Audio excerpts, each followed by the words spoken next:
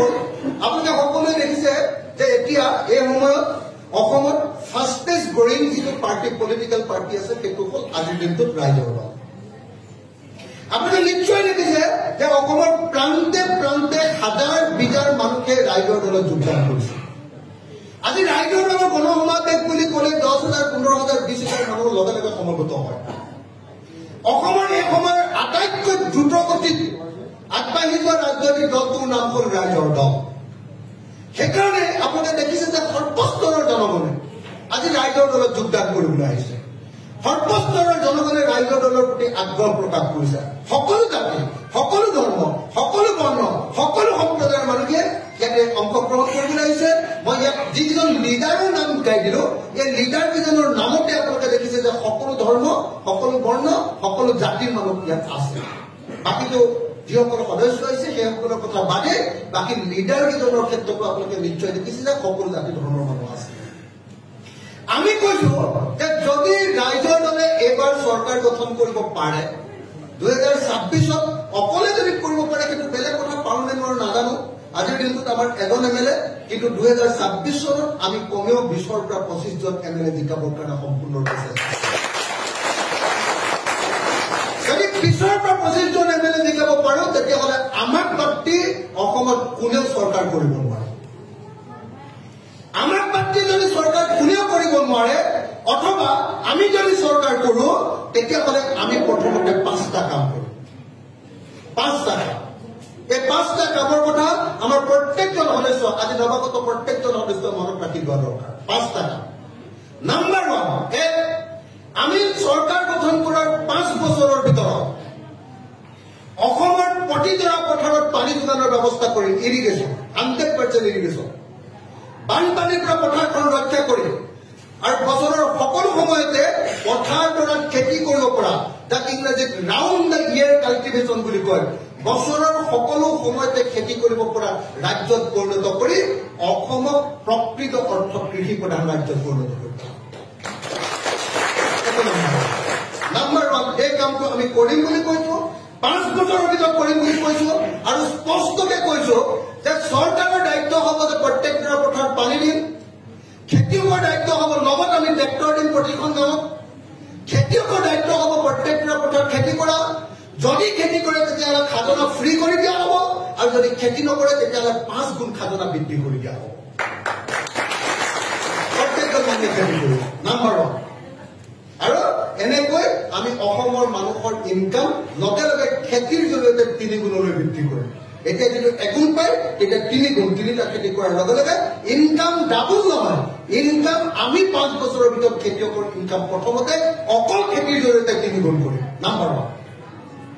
Number 2 যদি আমি চৰকাৰ গঠন কৰোঁ তেতিয়াহ'লে খেতিয়কে উৎপাদন কৰা প্ৰত্যেকটো বস্তুৰ আমি মিনিমাম ছাপোৰ্ট প্ৰাইচ দিম ন্যূনতম সমৰ্থন মূল্য দিম আমি খেতিয়কে উৎপাদন কৰা ধান খেতিয়কে উৎপাদন কৰা মাহ খেতিয়কে উৎপাদন কৰা মৰাপাট খেতিয়কে উৎপাদন কৰা শাক পাচলি প্ৰত্যেকটো বস্তুৰ ন্যূনতম সমৰ্থন মূল্য মানে কি আনকি ক্ষুদ্ৰ চাহ খেতিয়কৰ পাত ন্যূনতম সমৰ্থন মানে হ'ল যে যদি খেতিটো কৰিবৰ কাৰণে খৰচ হৈছে 1 কেজি 5 টকা তেতিয়াহ'লে খেতিয়কজনে সেই বস্তুটো পাব 15 টকা চাপল গাঁৱত বিলাহী কিনিলো এতিয়া যেনেকৈ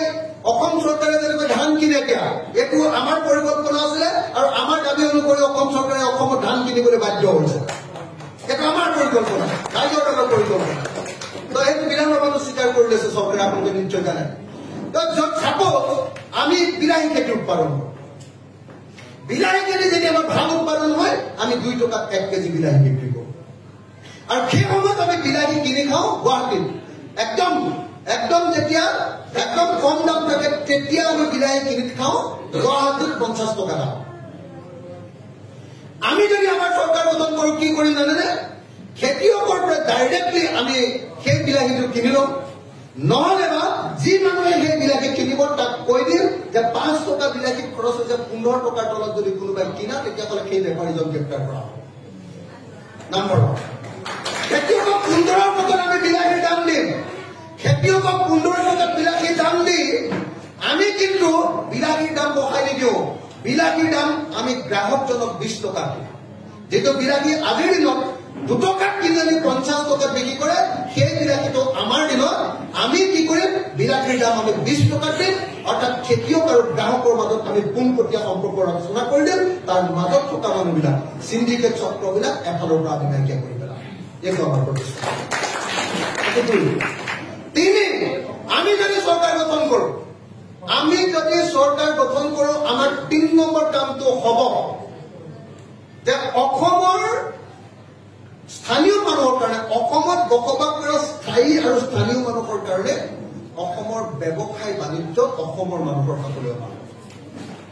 পথাৰ আমাৰ বজাৰ আমাৰ এই যিটো ধাৰণা আমাৰ হেৰিয়ে দিছিলে অম্বিকাগিৰি ৰাজ্যদৰে কৈছিলে যে এখন ৰাজ্যৰ যেতিয়াকে ধনী হ'ব পাৰে যেতিয়া সেই ৰাজ্যৰ বাসিন্দাসকলে তাৰ স্থায়ী বাসিন্দাসকলে তেওঁলোকৰ পথাৰখনৰ ওপৰত আৰু তেওঁলোকৰ বেপাৰখনৰ ওপৰত অধিকাৰ লাভ কৰে বজাৰখনৰ ওপৰত অধিকাৰ লাভ কৰে আমি চেষ্টা কৰিম যে আজিৰ দিনটো গোটেই কৰ্পৰেট শক্তিয়ে গোটেই বজাৰ দখল কৰি পেলোৱাৰ ফলত ব্যৱসায়ীবিলাকৰ কাৰো ব্যৱসায় ভাল নহয় আপোনালোকে যিকোনো এটা আপুনি ৰিটেইল চেল দোকানলৈ যাওক ৰিটেইল চেলৰ দোকানত মানুহে দোকানীজনে মন মাৰি বহি আছে কাৰণ কিয় হয় একদম অনলাইন ব্যৱসায় নহলে বা ডাঙৰ ডাঙৰ মলবিলাক খোলাৰ ফলস্বৰূপে সম্পূৰ্ণৰূপে আমাৰ এই ৰিটেইল চেল ব্যৱসায়ীবিলাকৰ অৱস্থা বেয়া আমি আপোনালোকক কথা দিছোঁ যে যদি ৰাইজৰ দলৰ চৰকাৰ হয় তেতিয়াহ'লে বজাৰ স্থানীয় মানুহৰ হাতলৈ আনিবৰ কাৰণে আমি সকলো পৰিকল্পনা গ্ৰহণ কৰিম এইটো 3 নম্বৰ 4 নম্বৰ আমি যিটো কাম কৰিম সেইটো হ'ল আৰু দুটা কথা কৈ মই শেষ কৰি দিম এই কথাটো 5টা কথা কম বুলি কৈছিলোঁ 4 নম্বৰ কামটো হ'ল যে আমি যদি চৰকাৰ গঠন কৰোঁ তেতিয়াহ'লে হিমন্ত বিশ্ব শৰ্মাই যেনেকৈ কৈছে যে জাগিৰোডত কি এইটো ইণ্ডাষ্ট্ৰী ছেমি কণ্ডাক্টৰ ইণ্ডাষ্ট্ৰী কৰি তেওঁ অসমৰ চৰিত্ৰ পৰিৱৰ্তন অসমৰ অৰ্থনীতি পৰিৱৰ্তন কৰি দিম বুলি কৈছে আমি ৰাইজৰ বাবে কৈছো যে যদি আমি চৰকাৰ গঠন কৰোঁ 5 বছৰৰ ভিতৰত অসমৰ প্ৰত্যেকখন গাঁৱত ক্ষুদ্ৰ উদ্যোগ গঠন কৰি অসমৰ প্ৰত্যেকখন গাঁৱৰ মানুহক সংস্থাপন দি অসমৰ গাঁৱৰ ল'ৰাবিলাক যে বেংগলোৰ চেন্নাই আৰু কেৰালাত আছে প্ৰত্যেকজন ল'ৰা ঘূৰাই আনি অসমতে অসমৰ মানুহক আমি কাম দিয়াৰ ব্যৱস্থা গ্ৰহণ কৰিম এইটো আমাৰ চেলেঞ্জ আৰু তাৰ কাৰণে আমাৰ পূৰ্ণ পৰিকল্পনা আছে এই কিতাপত এটাকৈ কেনেকৈ কোনটো বস্তু কি ইণ্ডাষ্ট্ৰী ক'ত হ'ব প্ৰত্যেকটো কথা আমি ইয়াক সুসন্নিৱিষ্ট ৰূপত ইয়াতে সংঘবদ্ধ কৰি ৰাখিছোঁ আপোনালোকক মই জনাব খোজো আজি আপোনালোকে এখন গাঁৱলৈ যাব গাঁৱত যদি আপোনালোকে সোধে যে এই গাঁওখনৰ মানুহে খেতি কৰাৰ পাছত আটাইতকৈ বেছি কি কাম কৰে অলপ কথাটো বন্ধ কৰিব না প্লিজ আজি যদি গাঁৱত কোনোবাই সোধে যিকোনো এখন গাঁৱত গৈ উজনি হওক নামনি হওক এখন গাঁৱত গৈ আপুনি সোধক যে আপোনালোকৰ গাঁৱৰ মানুহে খেতি কৰাক বাদ দি আটাইতকৈ বেছি কি কাম কৰে তেতিয়াহ'লে গাঁৱৰ মানুহে ক'ব একেলগতে চিঞৰি ক'ব যে আমাৰ গাঁৱৰ ডেকা ল'ৰাবিলাকে খেতি কৰাক বাদ দি দ্বিতীয় যিটো কাম কৰে সেইটো হ'ল হাজিৰা মিস্ত্ৰীৰ লগত যোগালীৰ কাম কৰে প্ৰত্যেকখন গাঁৱত আপোনালোকে সুধি চাওক এইটো হয় নে নহয় দ্বিতীয় কথাটো ক'ব যে আমাৰ গাঁৱৰ ল'ৰাই দ্বিতীয় যিটো কাম কৰে সেইটো হ'ল বেংগলোৰ কেৰালা বা চেন্নাইত গৈ চিকিউৰিটি গাৰ্ডৰ কাম কৰে অসমৰ আটাইতকৈ উঠি অহা যুৱক যুৱতীবিলাকৰ আটাইতকৈ বেছি কাম অৰ্থনৈতিক যিটো কাম সেইটো যদি মিস্ত্ৰীৰ যোগালী বা হাজিৰা কৰা হয় দৈনিক মজুৰি কৰা হয় আৰু যদি চিকিউৰিটি গাৰ্ড কৰা হয় বেংগলোৰ বা কেৰালাত গৈ তেতিয়াহ'লে সেই জাতিৰ কিবা ভৱিষ্যত আছেনে নাই সেই জাতিৰ কোনো ভৱিষ্যত নাই যদি এই জাতিৰ ভৱিষ্যত বদলাব লাগে তেতিয়াহ'লে কোনো টাটা কোনো বিৰলা কোনো ৰিলায়েন্স কোনো আদানী বা আম্বানীয়ে আমাৰ এই জাতিৰ ভৱিষ্যত বদলাব নোৱাৰে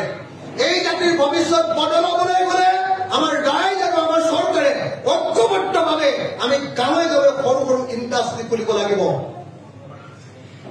ক্ষুদ্ৰ ইণ্ডাষ্ট্ৰী খুলিব লাগিব ক্ষুদ্ৰ উদ্যোগ খুলিব লাগিব আৰু প্ৰত্যেকটো ক্ষুদ্ৰ উদ্যোগতে প্ৰত্যেকখন গাঁৱৰ মানুহক সংস্থাপিত কৰিব লাগিব মই ডাঙৰ কৈছিলো ভীমকল খাই ভীমকলৰ পৰা বেবী ফুড ইণ্ডাষ্ট্ৰী কৰিব পৰা বেবী ফুড আপোনালোকে জৈৱিক বেবী ফুড কি কয় ভীমকলৰ বেবী ফুডৰ বাহিৰে নাপাব কঁঠালৰ বেবী ফুডৰ বাহিৰে আৰু ক'তো নাপাব আজি যি চেৰেলেক খাওঁ তাতো দিয়ে গুমধানত তাতো দিয়ে আপোনালোকে নিশ্চয় জানে যে তাতো দিয়ে কেমিকেল ফাৰ্টিলাইজাৰ কিন্তু আমাৰ ভীমকল আমাৰ কঁঠাল গছত কোনেও কেমিকেল ফাৰ্টিলাইজাৰ নিদিয়ে ইয়াৰ পৰা যদি আমি বেবী ফুড তৈয়াৰ কৰিব পাৰো তাৰ পৰা যদি চেৰেলেকৰ নিচিনা পাউডাৰ তৈয়াৰ কৰি যদি আমেৰিকাত বিক্ৰী কৰিব খোজো গোটেই পৃথিৱীয়ে আমাৰ বেবী ফুড ভীমকলৰ বেবী ফুড বা কঁঠালৰ বেবী ফুড খাবৰ কাৰণে পগলা হৈ যাব অসমৰ গাঁৱে গাঁৱে অসমত উৎপাদিত বস্তুবিলাকৰ ইণ্ডাষ্ট্ৰী খুলিম কালি মই তিনিচুকীয়া গৈছিলো আহি আছো ডিগবৈৰ পৰা আহি আছো তিনিচুকীয়াত এখন গাঁৱত ডিৰাক চাৰিআলিৰ এখন গাঁৱত যেতিয়া গৈছিলো তাত একদম মানুহে গোটেই টেঙা নেমু টেঙাৰ খেতি কৰিছে কিন্তু নেমু টেঙাৰ খেতি কৰি নেমু টেঙা পকিলে পেলাই দিব লাগে 40 পইচা পায় এটা নেমু টেঙা 100টা নেমু টেঙা দিলে 40 টকা পায় পেলাই দিব লাগে মানুহে কিয় আমি নেমু টেঙাৰ পৰা আচাৰ তৈয়াৰ কৰিব নোৱাৰো অলপ আগতে আপোনালোকৰ মিটিঙলৈ অহাৰ আগতে মই যিটো বস্তু খাই আহিছো তাৰ পৰা দি পঠিওৱা মোক গোল নেমু নিমখত দিয়া গোল নেমু মই খাই আহিছো মই ক'ব পাৰো যে ৱৰ্ল্ড ক্লাছ আচাৰ এটা ৱৰ্ল্ড ক্লাছ বহুত আচাৰ খাইছো গোটেই দেশে বিদেশে ঘূৰি ফুৰোতে বহুত ধৰণৰ হোটেলত খাইছো 5 ষ্টাৰ 7 ষ্টাৰ চবতে খাইছো কিন্তু মই গেৰাণ্টি দি আপোনালোকক ক'ব পাৰো যে গোল নেমুৰ নিমখত দিয়া গোল নেমুৰ আচাৰো কোনো পদ্ধতি কম বস্তু নহয় আমি অসমত নেমুৰ পৰা চৰবত বনোৱাৰ ইণ্ডাষ্ট্ৰী আমি অসমত নেমুৰ পৰা ঠাণ্ডা বনোৱাৰ ইণ্ডাষ্ট্ৰী আমি অসমত নেমুৰ পৰা আচাৰ বনোৱাৰ ইণ্ডাষ্ট্ৰী আমি অসমত বিলাহীৰ পৰা টক বনোৱা জেলি বনোৱাৰ ইণ্ডাষ্ট্ৰী আচাৰ বনোৱাৰ ইণ্ডাষ্ট্ৰী প্ৰত্যেক ঠাইতে যেতিয়ালৈকে খুলিব নোৱাৰিম যেতিয়ালৈকে অসমৰ কাজি নেমু আৰু গোল নেমুৱে গোটেই দেশ আৰু বিদেশৰ বজাৰ দখল কৰিব নোৱাৰিম তেতিয়ালৈকে কোনো অসমীয়া কেতিয়াও ধনী হোৱাটো সম্ভৱপৰ নহয় কোনো টাটাই আহি আমাৰ অসমীয়াক ধনী কৰি দিব নোৱাৰে কোনো ৰিলায়েন্স বা কোনো আদানী আহি অসমীয়াক ধনী কৰি দিব নোৱাৰে অসমীয়া যদি ধনী হ'বলৈ কয় অসমৰ প্ৰত্যেকটো টকা অসমতে ব্যৱহাৰ হ'ব লাগিব টকাক আমি পুঁজি টকাক আমি কেপিটেলত পৰিণত কৰিব পাৰিব লাগিব আৰু সেইকাৰণে প্ৰত্যেকজন অসমীয়াক আজিকালি শিকাবলগীয়া প্ৰথম কথাটোৱে হ'ল যে প্ৰত্যেকজন অসমীয়া পেছাদাৰী হ'ব লাগে প্ৰত্যেকজন অসমীয়া প্ৰফেচনেল হ'ব লাগে ইয়াৰ বিপৰীতে হিমন্ত বিশ্ব শৰ্মা বা তৰুণ গগৈ চৰকাৰে অসমীয়াক কি ক'বলৈ শিকাইছে অসমীয়াক পৰমুখাপেত কি ক'বলৈ শিকাইছে অসমীয়াক আঁঠুৱাৰ কাৰণে কম্বলৰ কাৰণে সূতাৰ কাৰণে হাত পতাবলৈ শিকাইছে চাউলৰ কাৰণে হাত পতাবলৈ শিকাইছে বা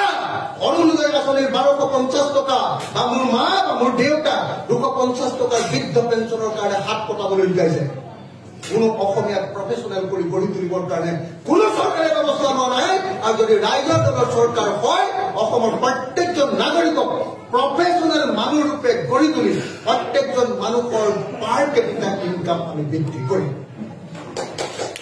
আজি গোৱাই যদি আপোনালোকে লক্ষ্য কৰক আজি গোৱাৰ এজন মানুহৰ পাৰ কেপিটা ইনকাম হ'ল 6,15,000 টকা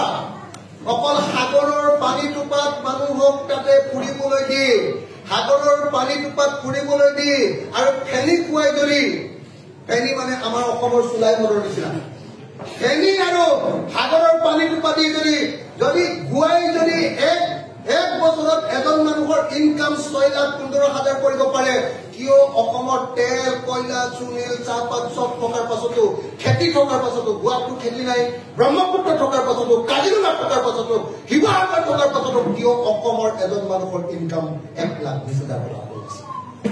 ইনকাম কিয় 1,20,000 হিমন্ত বিশ্ব শৰ্মাই উত্তৰ দিব পাৰিব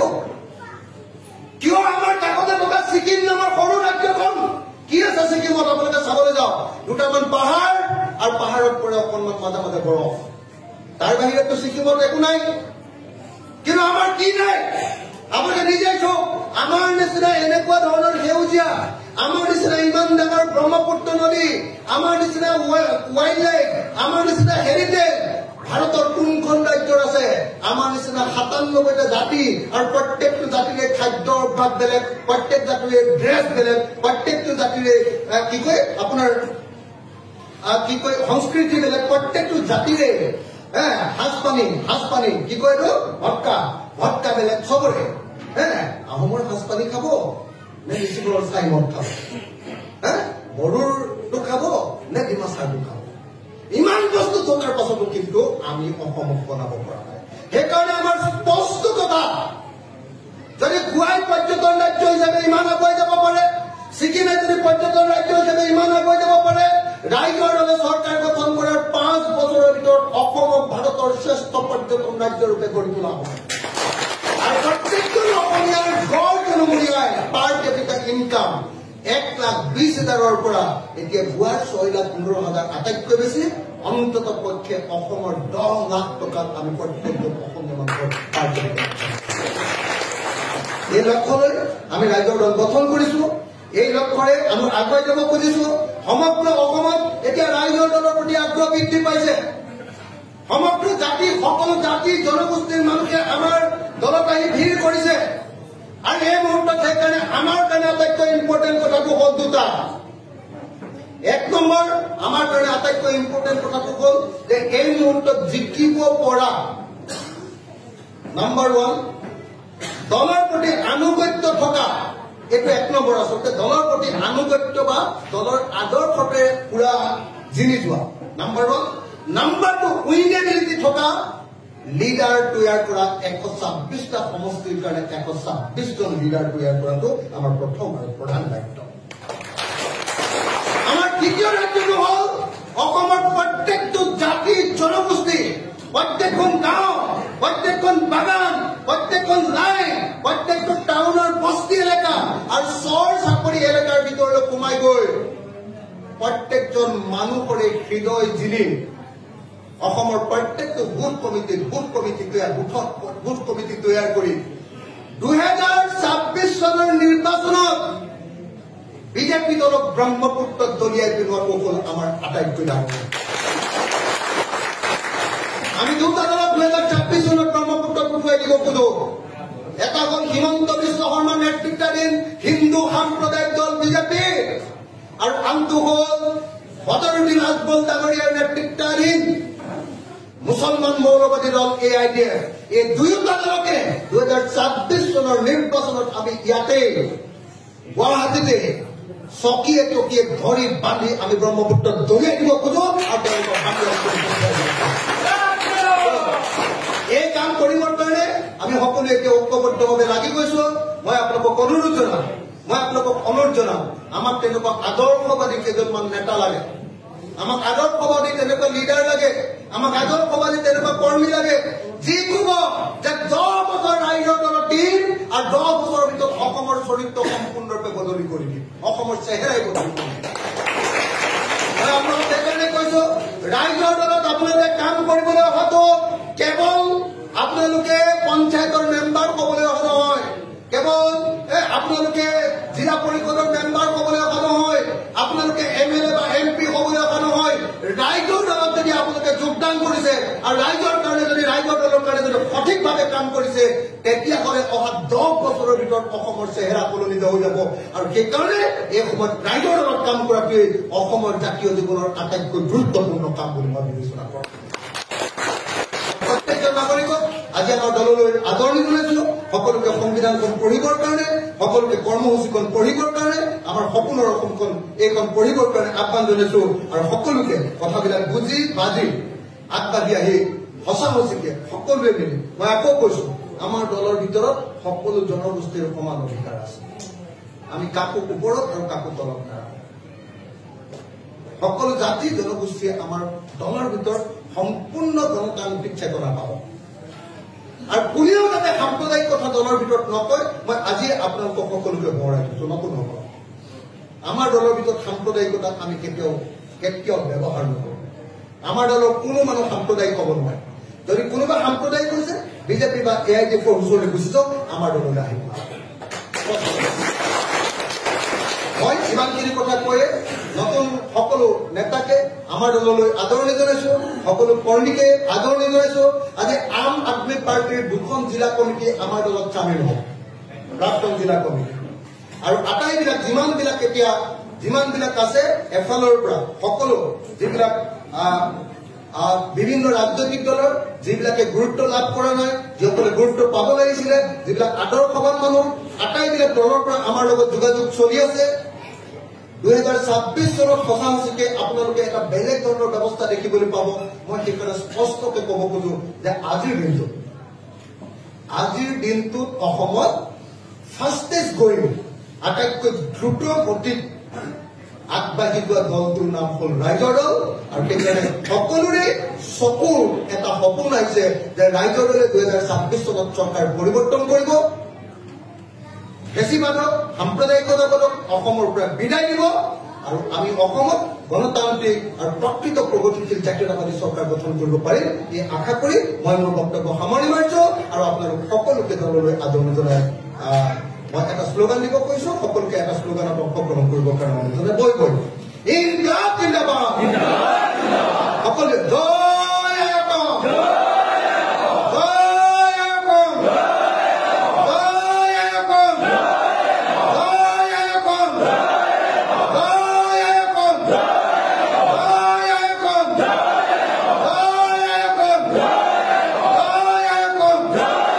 ধন্যবাদ, জয় অসম।